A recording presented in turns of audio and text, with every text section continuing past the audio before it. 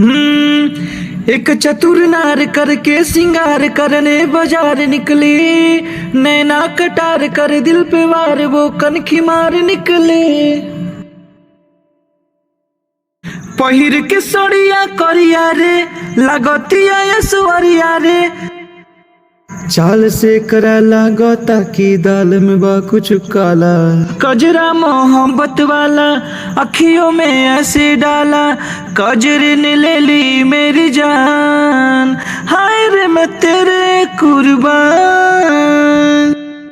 फूल नियन बा कोमल काया, हुस्न के जलवा सब पे छाया, हम तो पागल हो गए नी रे ऐसन तोहरा रूप के माया।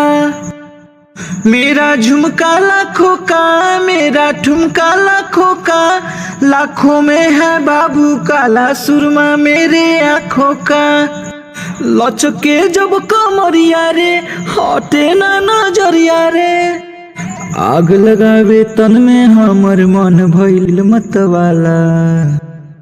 कजरा मोहब्बत वाला अखियों में ऐसे डाला, कजरे ने ले ली मेरी जान, हाय रे मैं तेरे कुर्बान।